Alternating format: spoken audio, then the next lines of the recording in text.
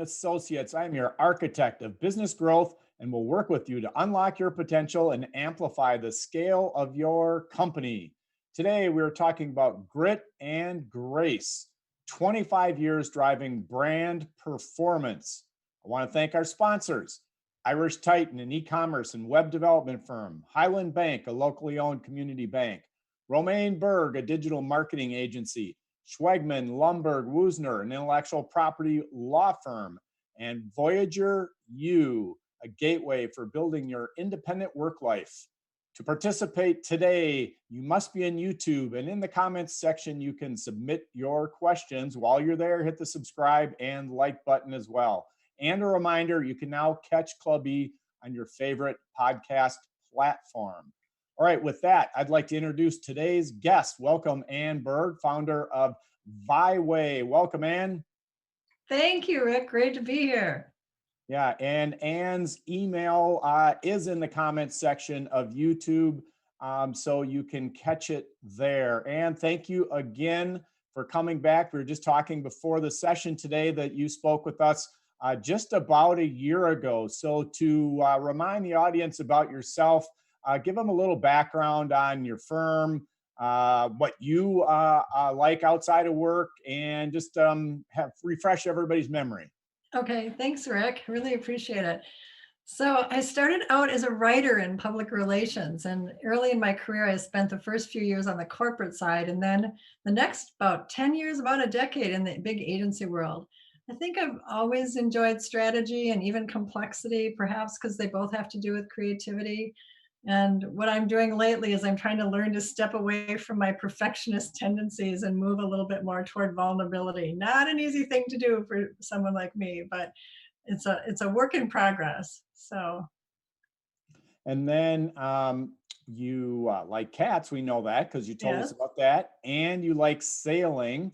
I So tell us a do. little bit about your cats, and then tell us a little bit more about sailing, how you got involved in that, and how that might tie to your work world. Okay, will do. Yeah, I have two lovely tuxedo cats. They're brothers. Their names are Zeus and Apollo. They're long hair, black and white, and they're so affectionate. They actually seem more like puppies than kitties. They fight to be in my lap, which is kind of unusual. So they're great company. And yes, I've been racing sailboats on the Great Lakes, and I've done it for about, I don't know, 3 decades or more. And it's really enjoyable. I'm sort of phasing out in my older age, shall we say, but there are so many great analogies for sailing and business. And I'll just share a few of them. One fundamental, kind of obvious one is that when the wind shifts, you need to adjust the sails. And boy, have we experienced that recently with COVID, right? As the marketplace changes, it's really imperative to innovate. So, but there's even a more enticing, I think, kind of analogy or metaphor to business and sailing. And that's the concept that we call VMG or VMC. And that stands for velocity made good on the course. And so, what's really interesting about this to me is it's an indication of speed, of course, but it takes into account the direction that you're going and whether you're going toward the mark or the finish line or not. So the key here is it's important to sail fast, but it's even more important to know where you're going and go in the right direction. So I So would also say that sailboat racing is fascinating. I have seen races won by a boat that was in last place at some point during a race. And the key is to just keep going, don't give up. And that's about sort of an emotional commitment to just pushing through. You have to let your heart take you over the finish line. lots of good stuff there. So your entrepreneurial work life ties in a little bit from a timing standpoint with your sailboat racing. What inspired you to take the entrepreneurial leap 25 years ago back in 1996? Yeah, that was a while ago. You know, the song comes to mind by Semisonic called Closing Time. I don't know if you remember it, but it's a song from that era, like from the mid 90s. There's a line toward the very end that I just love that sort of is appropriate for this talk today. It's every new beginning comes from some other beginning's end. And so that sort of is a segue or an introduction to the fact that in all candor, I was gently pushed from my big agency job. I was let go. And so that's the bad news. The good news is I was pulled into entrepreneurship thanks to my first anchor client, which was Faegre and Benson Law Firm at the time. I had been working with them and they really chose to come with me rather than choose to stay with the agency. So I was very lucky. And the last thing I'd say about this idea of entrepreneurialism is that it runs in my family. My grandfather on my dad's side, he was a commercial fisherman on Lake Superior, and then he had a little restaurant in the city or town of Houghton, Michigan. And then he even built a motel in the woods up in Copper Harbor and ran that. So it definitely runs in the family. My dad then had his own business for a while, and so did my brother. So they're all an inspiration to me and have been throughout these years. Yeah, I've contended for a long time that usually there's some inspiration or role model or something, and it sounds like you have many, many entrepreneurs in your family. Yes, exactly. So when you made the leap, obviously it was something you had to do, but did you actually write a plan or have a formal business plan, or was it just on a Friday you got let go, and on a Monday you were up and running with your own business? It was a little bit more like the latter than the former. I would say there was no plan, just maybe a prayer to the universe for clarity. There are a couple things I knew. I knew I didn't want to build a big agency like I had come from, where essentially the executives like me would pitch and win the business, and then we'd come back to the agency and turn it over to junior team members to execute, all for the sake of a bigger profit, which of course was sent to the global conglomerate that owned us. So that never seemed like a good way to do business to me. I actually wanted to do the work. So I think I was destined to get out from that environment and do the work myself. At the time, I did reach out to any number of experts in my network and I asked endless questions and talked to lawyers and accountants, et cetera, and even hired some of them to help me learn my way forward, which is essentially what I did without a plan. All right. Well, I think your journey is pretty typical. So I asked that question. It wasn't a trick question, but I kind of had a feeling, and I did it the same way with my business, and many entrepreneurs do. They just one day they decide they're going to start on a journey, and off they go. Sure. So, how about inflection points? Were there critical points along the last 25 years that shaped where you are today? Absolutely. There were a couple big ones right toward the beginning of starting, 25 years ago. Very early on, clients were coming to me wanting to buy a tactic.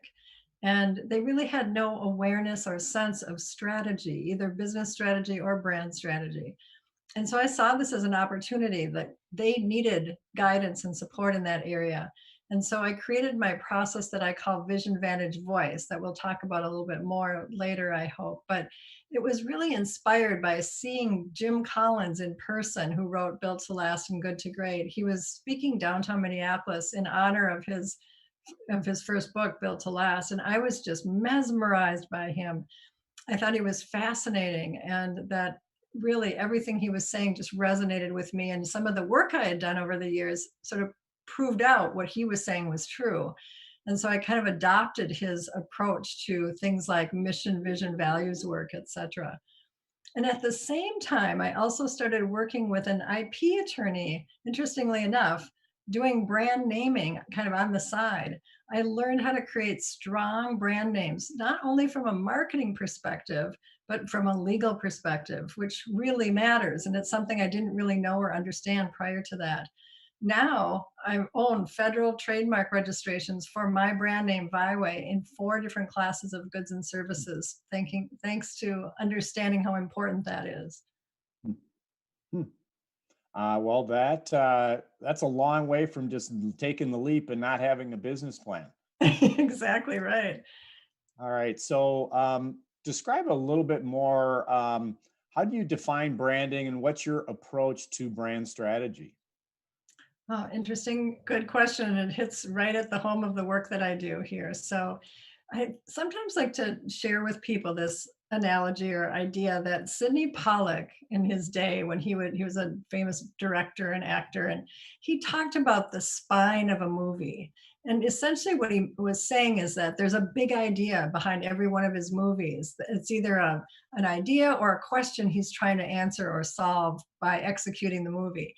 And I thought that's exactly what we do with great brands. We think of them as having a big core idea or a big brand promise, something that drives them to make them relevant to the marketplace.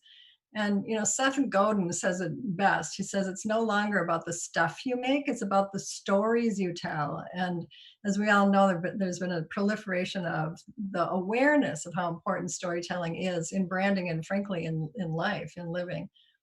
The definition of branding is kind of all over the place, but my definition is it's a brand is simply a perception someone holds in the mind about your brand. Really your reputation. It's even the feelings that people have about your brand. And I purport that we can only guide a brand's presence in the marketplace, but it's ultimately the audience and the marketplace and your customers that own and even kind of control their brand, your brand, because our brands live in their mind. So it's especially true these days when you can review and rank almost anything online, that the customer has that kind of power. So brand management then is about curating your brand story. You're asking the audience to feel something, preferably something universal. I often think of what Joan Didion, the famous author, said, which is, we tell ourselves stories in order to live. And we are simply hardwired to learn through storytelling way more than statistics or anything else. The key is to have a cohesive brand system across all touch points. And that could be everything from the brand name and identity and logo to the key messaging, to the packaging, to the sales experience, and anything and everything else that touches the marketplace. My particular methodology or framework involves a couple of different processes. I created two in particular, one called Vision Vantage Voice and one called Passion Performance Profit. For the most part, Vision Vantage Voice is based on Jim Collins' first book, Built to Last, and Passion Performance Profit is based on his second book, Good to Great. And so the deliverables for my processes include things like core values and core purpose work, audacious goal and envisioned future language, value proposition and competitive positioning, the brand promise, in other words, the big idea behind that brand, the brand experience, both the rational and the emotional reasons people buy your brand, the key words, the personality, or I would say the tone of the brand, a detailed key messaging platform, and we do that for each critical audience. And then finally, this passion performance profit framework answers a few critical questions that Collins poses in his book, Good to Great. And they include, what are you most passionate about?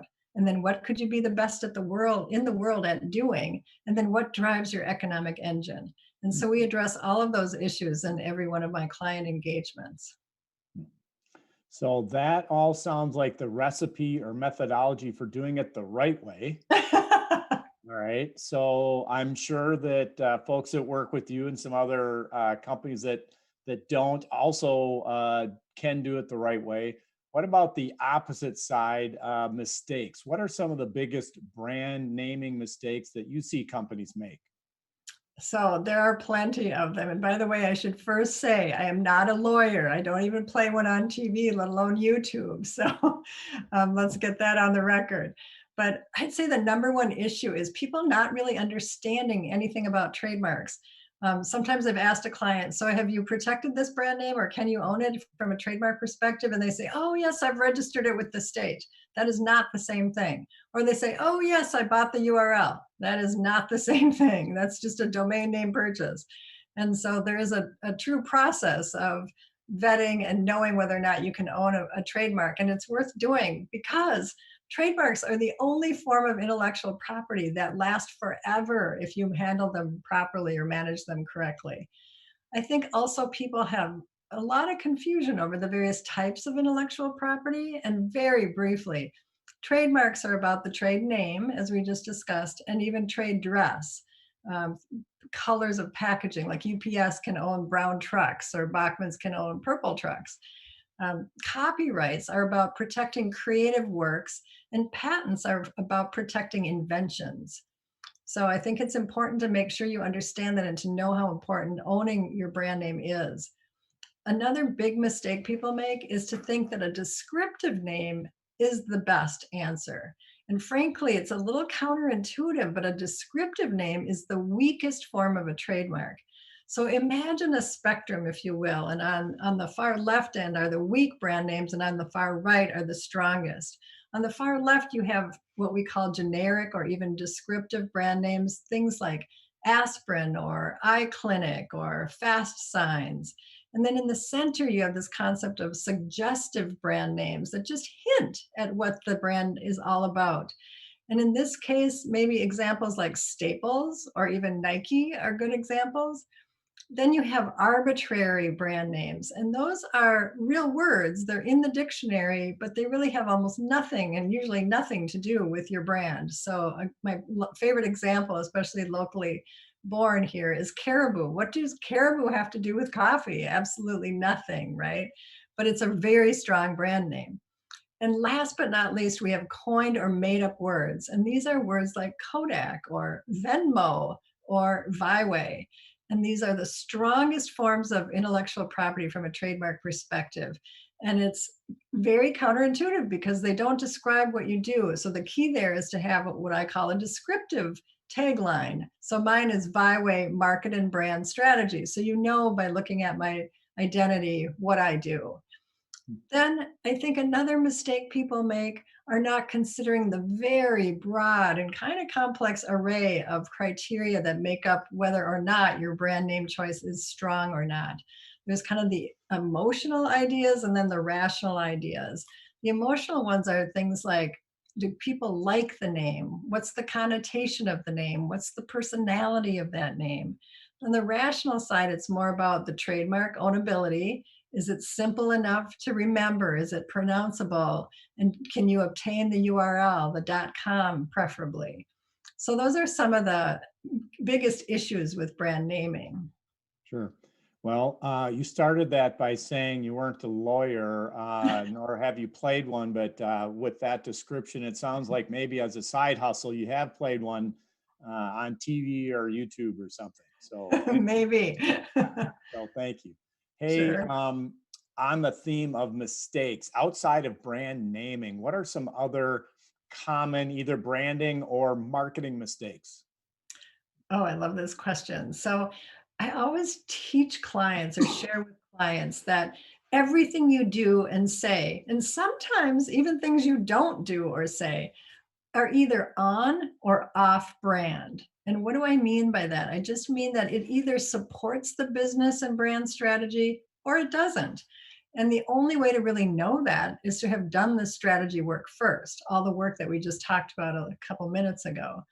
But let's look at some recent off brand examples, which I think are very illuminating. So, Peloton has been in the news lately, and their treadmills have been problematic. One child died, and after some investigation, it turns out dozens have been injured. And the feds issued a warning, and Peloton is choosing not to fix the problem or make a recall. And so people have paid thousands of dollars for these machines that could kill a kid or could injure a child or could injure a pet. I think fundamentally this is an accountability issue. Another interesting off brand example happened during our Corona experience this past year. And poor Corona beer, right? Well, they announced a Corona Seltzer last summer. So they introduced this water right in the middle of a coronavirus pandemic with the tagline, coming ashore soon. Can you imagine that irony? So that's simply a judgment issue. And then another example I would say of being off brand is Samsung a few years ago. I remember reading about this. They really attempted to deceive the public. They used a photo that was actually taken on a digital lens reflex camera, a really expensive, probably $10,000 camera. And they purported that it was taken on one of their Samsung phones, and it wasn't.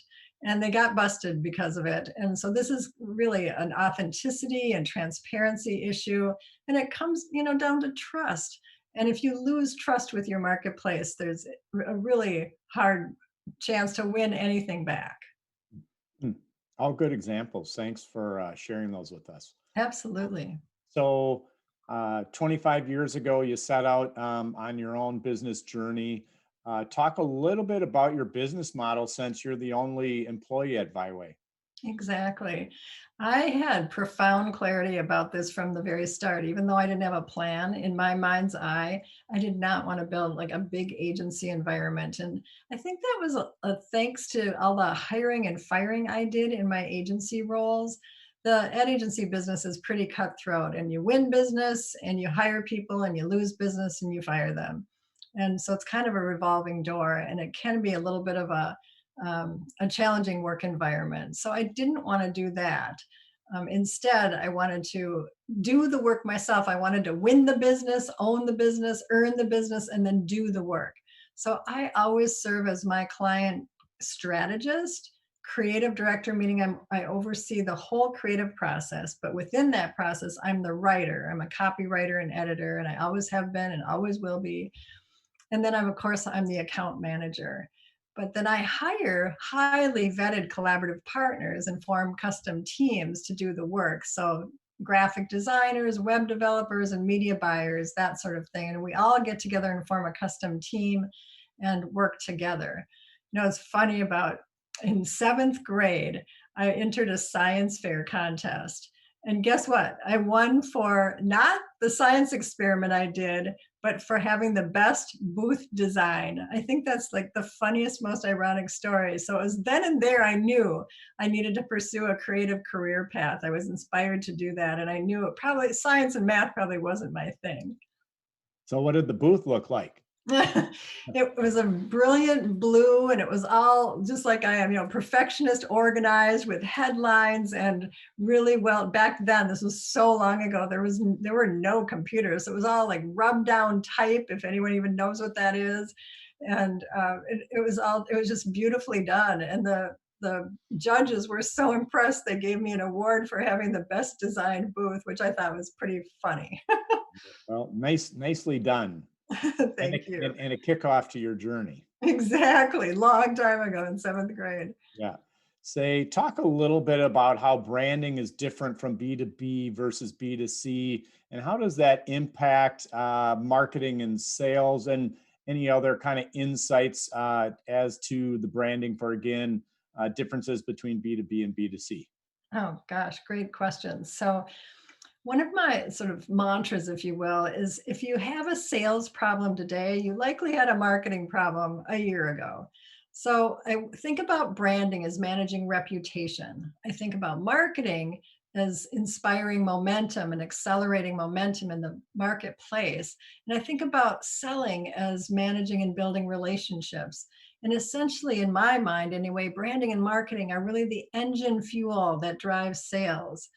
So that's sort of how marketing and branding and sales all work together. It's a lot more complicated than that, but that's kind of a high level overview. When it comes down to B2B and B2C, fundamentally, I think the same principles apply. You must ask key questions like, who is the audience? How are you relevant to that audience?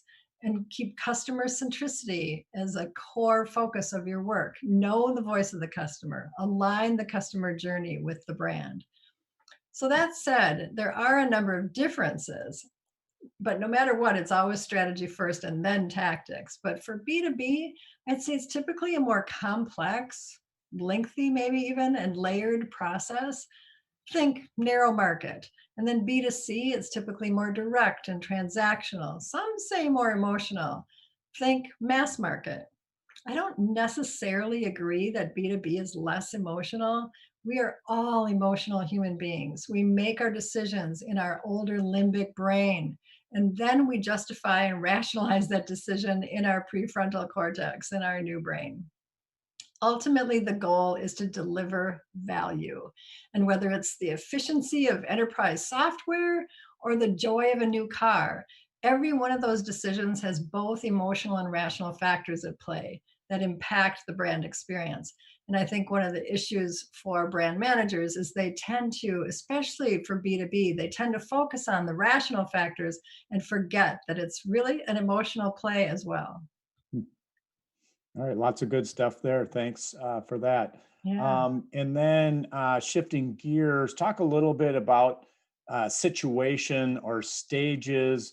When does it make sense to make a branding investment? And I guess we could layer that across B2B, B2C as well, is does the industry matter? So again, situational stage, when does one make an investment and does industry impact that? Okay, good question. So I like to think of this question in terms of a concept called the sigmoid function. And I am not a math person at all, so bear with me. But really, sigmoid just refers to an S curve. And so imagine that kind of curve up, and it's the center line when it's going up that gives you that upward marketplace momentum and acceleration. But it's the top and bottom of the S where you're kind of flatlining, and those are your stagnant times. And it's important to innovate and create to make sure that you're increasing and accelerating that marketplace energy around your brand. And because you want to deliver more value. So every time you innovate, you're going up the S curve. Then if you stop innovating, you'll flatten out at like the top of the S. So the goal is to keep up leveling your brand and your product and service offering. I would say there really, this is going to sound really self serving, I apologize, but that there isn't a time when it doesn't make sense to invest in branding. And here's why. In times of slow or no growth, you almost must make a branding investment, sometimes in order to survive.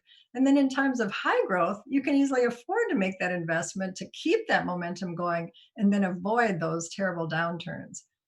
There are some particular opportunities that just demand some brand investment and marketing investment. And things like if your customers express confusion about your offering, if there is not marketplace clarity about who you are and what your offer is and how it's relevant, if your category is disrupted by either a new entrant or a new solution that puts you more at risk, or your company maybe experiences a merger or acquisition, that's a big time for brand investment, especially internally, but then also, of course, externally.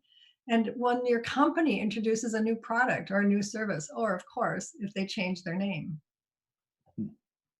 And then change being a key word there. Lots of change going on right now in society. As you look at, I guess, history, what societal changes have had the greatest impact on your profession? Oh, there have been so many. One of my mantras is treat customers like royalty so you earn their loyalty. But the most obvious is the internet, right? So we've got digital and social media. And what this has done is shifted the power structure. It's given power to consumers, again, because of that ranking and reviewing you can do online. And it's a big shift in the marketplace dynamics. Companies, in return or in response, are trying to get back some of that power. And they do that through data analysis and artificial intelligence. And there are a lot of tools that companies are using to kind of balance that out a little bit. A couple other things that have happened is there's been a big shift from focus on differentiation to focus on relevance. So back in, gosh, again, 25 years ago, maybe about that time, Reese and Trout wrote a book called Differentiate or Die. And the whole advertising, marketing, branding world paid attention and wanted to make sure everybody's brand was different, was unique. And they forgot to ask the question, but does that difference matter to your marketplace? And so now we've evolved to realizing that both are important. And if anything, relevance is even more important. The key there is that customer centricity concept, just be obsessed about what the customer wants, what they know, what their pain is, what they desire. And that's how you add value. Mhm. Along with that, there's been a shift from what we used to call, or what we do call, a push strategy to a pull strategy. And so, what do I mean by that?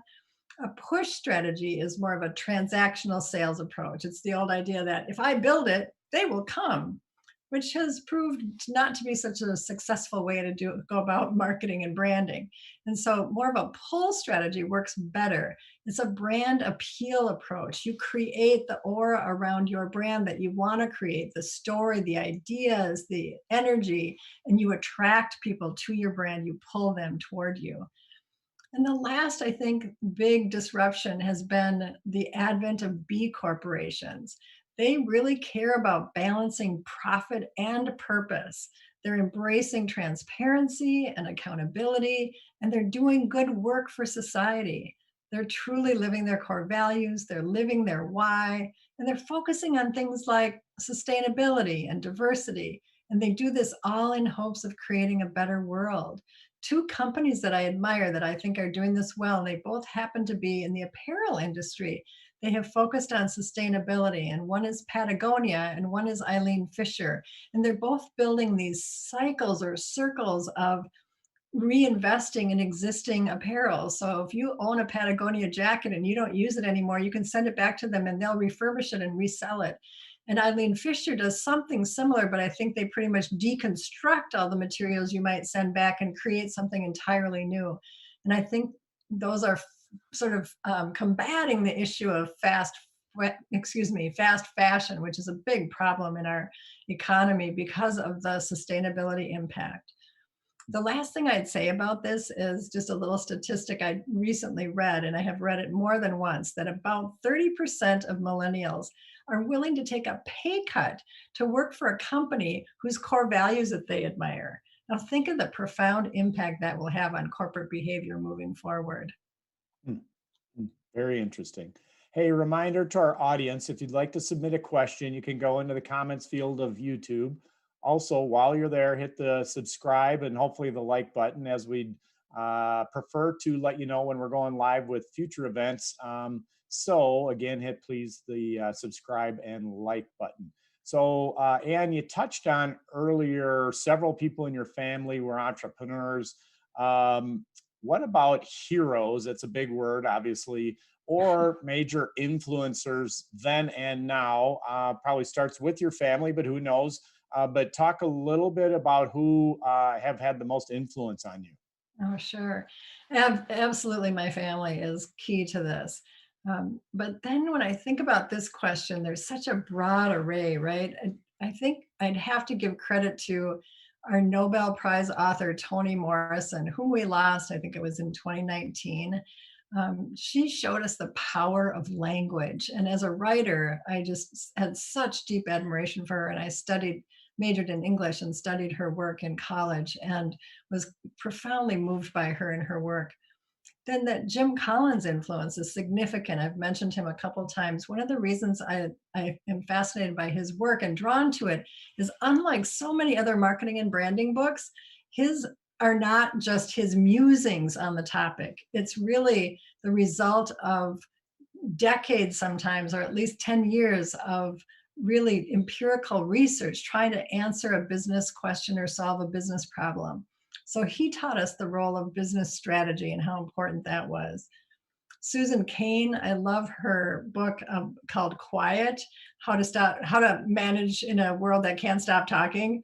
And she's celebrating the value of quiet introverts. And I used to be a profound extrovert, but in my older age, I'm shifting more toward introversion and appreciate solitude more than ever these days. Warren Buffett, he's demonstrating the power and importance of personal character. And Sarah Blakely, proving the force of professional resilience. She created Spanx, and she's a great philanthropist and business founder that I admire deeply. Terry Wu, you know him. Oh He's yeah, our own, Terry, Club E. yeah, Yep.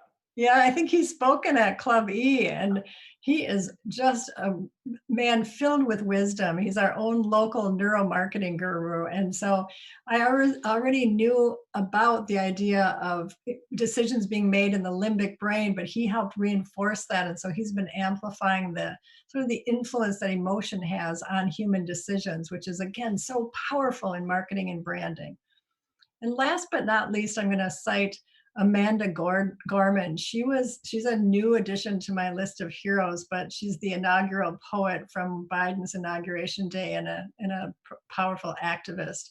And she helped us express the promise of a better day. And I'm just so moved by her words. It just was profound for me. Hey, Ann, that's a long list. I wrote a couple down, but if I don't mind me giving you a little homework, Yeah. after we get this posted on YouTube after the fact, would you go put those authors and titles and such in the comments field? I absolutely will. It would be my pleasure. Great, thank you. Lots of twists and turns over 25 years, some ups, some downs, some clients that probably were very rewarding and good clients, and some clients maybe that were a little more challenging in testing your patience or whatnot. Anyway, who was the most rewarding client for you through all these years? And maybe you don't want to give a name or you want to just give an example, but I'm curious what you found to be the most rewarding experience, whether you want to tag it to a client or not, that you had over the last 25 years. Sure. I actually have two examples, and I'm happy to name both clients. So the first is a company called Avicenna, and it was a medical device manufacturing services company based in Montevideo, Minnesota. And the CEO heard me speak to some of their local city officials, and he shortly after that reached out and hired me.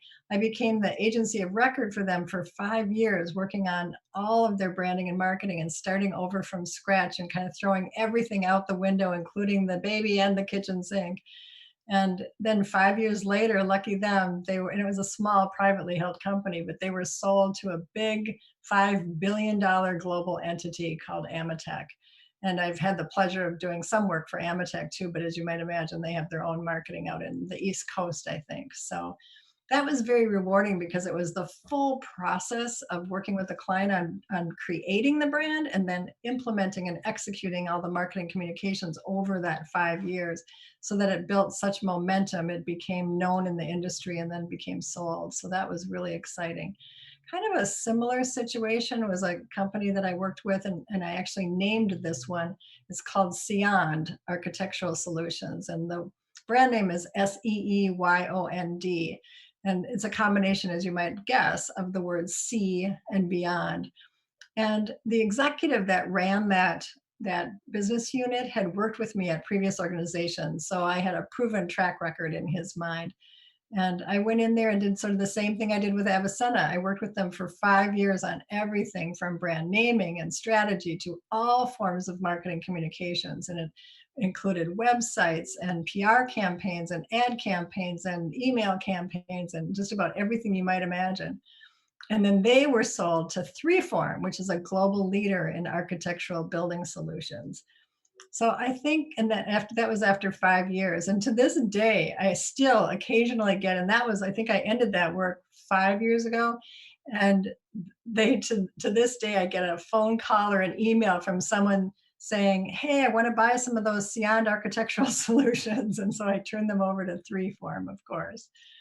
The most rewarding aspect I think of working with these clients when I look back are the relationships I made. I still keep in occasional touch with the former CEO of Avicenna who did bring me into Amatec. And I've met some amazing people at Siand, not the least of whom is my colleague and friend, Chris Willardson, who's then partnered with me on any number of projects through the years. She's become invaluable to me. So they were wonderful experiences, and I have fond memories of both brands. Hmm. So I have to ask because you went into Beyond and how you came up with that name. So how did you come up with the name for your firm? So I had a few important criteria. Number one, can I own the trademark? I bet you could have guessed that one. Number two, I wanted it to be relatively short, so preferably 3 syllables or less. I'm lucky I got to two, and I wanted it to be pretty easy to pronounce. And so, and there are lots of other reasons too, but it just came to me when I don't even know. I think because I was thinking about the word way as in a path or methodology, and came up with the idea of calling it Vyway. And I think part of that was inspired by having read an article about, and this is really interesting neuroscience again, but how we have emotional responses that we are unaware of about consonant sounds. And the V sound is very professional and we don't really have any jarring response to it. Whereas sounds like T and K and P, those are called plosive, as in explosive consonant sounds, meaning a puff of air comes out when you say them. And so I thought, oh, I wanted my name to start with a V because nobody has anything against V. So, Right. so that's it. Just sort of all these little bits kind of congealed in my mind, and all those dots connected, and I somehow Vyway popped out. But even though I was convinced no one could mispronounce it, I still get people saying, "Do you work for Vyway?" And I say, "Yes, I work for Vyway." So how long did the process take? Again, going back to a question I asked earlier, did you get let go on a Friday and start on a Monday? Therefore, you had 48 hours, or how long did it take to pull it together? It was pretty fast because, ironically, the day I lost my job, I had lunch with my client contact at Fagery and Benson, and they were stunned to learn I was no longer going to be their account person, and they were not very happy about it. So then they went to the agency and negotiated kind of a way to hire me, where the agency hired me to do their work. And they didn't want any lapse in that. So I started immediately, like probably within a matter of just a couple days. So I was very fortunate. They were when I think about rewarding clients, I should include them because they were my first anchor client. And if it weren't for them, I'm not sure I would have stepped out into this journey. I would have had the courage or not. So Well, they've done some work for me over the years as well. So I'll give them a hat tip. good. They're a great firm, great All right. people. So you covered a little bit about the positive client relationships. I have to ask, you don't have to give a name, but maybe just situationally, what did you learn from some of your more difficult clients that you've worked with over the years? Oh, yes. Yeah, you're trying to get me in trouble, right? So No, no, no. these You can protect I'm the name. I'm just teasing. Yeah, there are a couple of sort of types of clients that I've learned over the years have been problematic. And this one just seems odd and ironic, but it is true. I'm now cautious about working with clients that don't believe in marketing. Go figure. They hire me anyway. I think that's because they believe in sales. They believe in the transactional experience of sales, and they just want the sales, but then they have a really hard time seeing the long view and paying for the investment to get those sales. I think it's incredibly ironic, but it's often, more industrial, manufacturing types of clients that don't really view branding as a thing for them. Whereas what if they did it well and did it right, it could and it should be, it is, but it's just a matter of what you believe or not.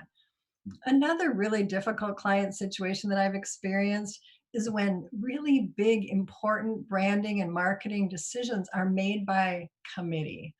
And so, a good example of that, years ago, I was hired by a local professional services firm to rename their company. Now, renaming, as you might know, is a very emotional process. But they had a large committee of about, I'd say, 10 or 12 managing partners. And essentially, they couldn't agree on a new name. And so ultimately, the project was abandoned. And so, decision by committee can be a real challenge. I hear you on both. So I am going to agree on both of those. Good. And I'm glad that you could express those without saying any specific names. Thank you. Yes. All right. So where we started was me saying you spoke on Clubby about a year ago, which would be early in the COVID lockdown experience. So now that we're starting to emerge, how about some post-COVID advice for brands as you look out into the rest of 2021 and the future? Okay, I've got a few ideas here for people. So listen up. So the number one thing I'd say is be more like Zappos. When I think of them, I think that they're a customer service company that just happens to sell shoes online, right? Because they are obsessed about the customer. And since customer attention is the new currency in this digital age, they're doing something right. The idea here, and I mentioned this a year ago, and it's still true, commit to customer centricity. In fact, be obsessed about it. The idea is to know your customer, gather those behavioral insights, and then make sure you act decisively on that wisdom. And along the way, think back to the sigmoid curve, up level your product or service so that you're delivering more value, and even refresh your branding, your marketing to create that marketplace energy. I think the last thing I'd say is take all the ups and downs in stride. Especially being an entrepreneur, you just don't always have control of that. And so the business does flow with uncertainty, but welcome the new and be brave. This reminds me of a story. Years ago, I attended a local house party at a really dear friend of mine's home, and Anne Bancroft was there. Okay, for those who don't know, she has led expeditions to the Arctic and Antarctic. I mean, she's just an adventurous spirit and an amazing woman. So I saw her and I walked up to her and wanted to start a conversation, which I did. And I was trying to think of really compelling questions to ask her. So I said, "Have you ever been truly frightened?" And in my mind's eye, I'm thinking, like you were going to lose your life and not make it home to talk about this expedition. And she looked at me and laughed and said, "Yes, walking into the throng of people at this party tonight was terrifying." I'll never forget that. It just sort of proves that we are all afraid, right? You just have to push through the fear. We just have different things that push our fear buttons. So clearly, you've enjoyed your career. You have a lot of energy and passion for what you do. As you think about the experience you've had running your own firm, what do you think is the most gratifying aspects of your work? Uh, I'd say overall, just my ability to or opportunity, I guess, to create the life that I wanted or the life that I envisioned, and that meant a life of flexibility and autonomy. When you work for a big ad agency, they kind of own you, and I didn't like that sort of scenario. I wanted the flexibility, and so being out on my own, I've found that. And I think the idea of working and playing in abundance and getting to roll up my sleeves and do the work, I didn't enjoy handing it over to a junior team and then having to sort of rework it all because it wasn't of the caliber that I expected. So those are really important and gratifying aspects of my work. But beyond that, I think it fuels my passion for both curiosity and creativity. And it's been fun. And I learn a lot just from watching some of the great brands out there that do it right. And locally, we've got Target, which is just a brilliant brand to watch and see what they're doing. Of course, the one that's often cited is Apple or Nike or Virgin or Tesla, but even smaller brands like Warby Parker have done brilliant things, I think, with their branding and their brand strategy. So I had a question, and again, a reminder to folks, you can go in the comments field of YouTube, submit a question. Question from longtime listener Matt. Thanks, Matt, for participating. Wanted to know if there was kind of one key branding or marketing kind of hack that is your kind of go-to, like your favorite card to play. Is there something that you just think is brilliant and something that you try to work into all of your engagements, or you see maybe more clearly at folks that are missing it? I'd say that's the strategy first piece. It's so many clients come to me and say, "I need a website, I need a brochure, I need a tagline." And what they don't have is, wait a minute, who's your audience? What are your unique attributions? What makes you special? What makes that specialty matter to the marketplace? And so, kind of backing them up into what is the true big idea and brand vision that is not only great for them, but will address a need in the marketplace. I think it's been proven that the number one reason small businesses fail is that there is no proven need in the marketplace for what someone's offering. And so that you can resolve by just going out and making sure that you've got close contact with your potential customers and know what they care about. And question from Julie, another longtime listener. Thanks, Julie. What is your, if you have one, and maybe more than one, but what's your favorite brand as you look out into the marketplace? If you had to pick one.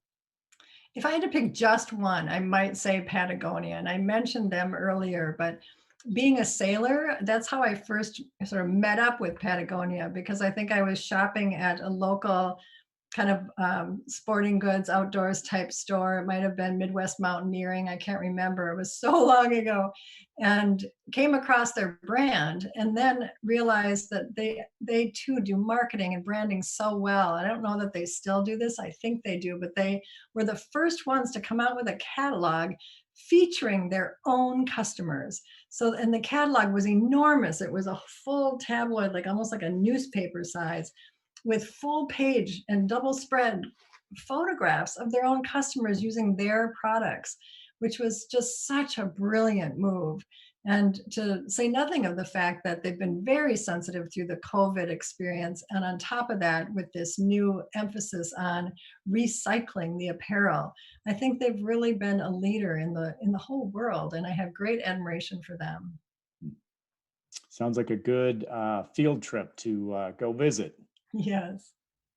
Hey, as you look back over your career, was there a lesson that you viewed as important that you wish you would have learned a bit sooner?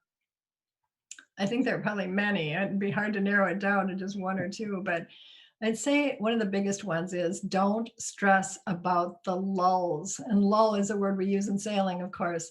It's just a natural flow of the ups and downs. It's like life, it's like sailing. The wind comes, the wind goes. So just get comfortable with the discomfort of not knowing where the next project or invoice or revenue is coming from. And another tool to help with this, just I thought this might be helpful to share. A couple of years ago, I think it was, I took a positivity course at the Marsh, and the teacher was wonderful. And she had this handy phrase that she shared with us that I keep in my back pocket. It's kind of a tool or something to tell yourself, a little self talk when things aren't working well. And it's just so simple and pedestrian, but I love it. So when on a bad day, just say to yourself, it's okay, sweetie.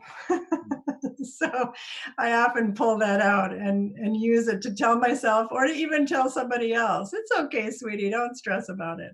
I I like think the that. idea is to not catastrophize any situation. In fact, this COVID time and this quiet time, if you will, has been a gift. It's been a time to think and ask ourselves, what else is true? Meaning, besides the perception that everything is falling apart, when it might actually be all coming together without you even realizing it if you're not paying attention. So slow down and be grateful and fill yourself with awareness and gratitude for what else is true. And I think it's an invitation, really, the uncertainty of COVID and other situations. Uncertainty is an invitation for us to get curious and be creative in our solutions. I like it. I like it. Great. Last question for you. I appreciate you being here today. Absolutely. Hope to have you back before another year goes by. So Okay, it's a please, deal. please save a slot for us sometime. As you think about our talk today, obviously we've covered a lot of ground. If there was one key takeaway that you'd like our audience to remember, what would it be and why? I would say that being an entrepreneur is all about resilience and just that ability to bounce back and to take those ups and downs. You really have to search and find your inner audacity and imagine that desired future that you have, and then go get it, create it, live it, and which is really what I've been doing, like I said, without a plan. And the last thing I would say is to always remember to be humankind. That's my little hashtag on LinkedIn. I always use hashtag be humankind, kind of a double entendre. Hmm, I like it. Hey, Anne, folks that are in YouTube can see your email address there in the comments field.